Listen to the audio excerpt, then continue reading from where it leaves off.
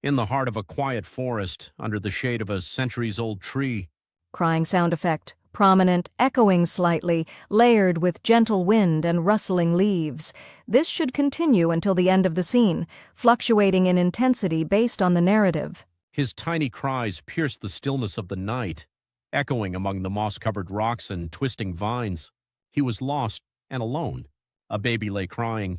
Sound of a baby crying, consistent with earlier crying but perhaps a bit less intense, to reflect the ongoing distress but also allow the rabbit's dialogue to come through. This sound should be background to the rabbit's lines later. You're not alone anymore. Don't cry, little one. Sound of a baby crying softly and continuously in the background, indicating ongoing distress, but not overpowering the other sounds or dialogue. The cry should sound tired, but still evoke sympathy. He stopped beside the rabbit and the baby, lowering his head to get a closer look. From deeper in the woods came the graceful steps of a deer. His eyes were soft, glinting in the moonlight like polished amber. We'll help you find your way. The owl, wise and watchful, soared above, her keen eyes scanning the forest for answers. Her wings carried her high, past the treetops, past the worries that weighed the earth below. I will search from the skies, she hooted. Meanwhile, the sharp-eyed fox appeared. With a soft growl of effort, he dropped a bundle of berries near the child. Eat, little one. You'll need your strength. Day turned to night, and night to day.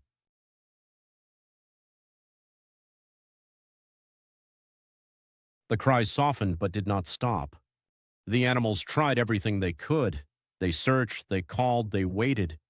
But no one came. No mother's desperate footsteps. No father's cry for his child. The longer the days stretched, the heavier the silence grew. And then, one night, the baby stopped crying. Not because he had been found, but because the tears had run dry. His small, bright eyes turned upward, gazing at the stars shimmering between fragile branches. The animals, now huddled close, stayed in a protective circle around him. We are your family now. The deer gently nuzzled the baby's cheek. The fox curled his tail protectively around him. The owl perched on a low branch, her wings spread wide like a guardian watching over her charge.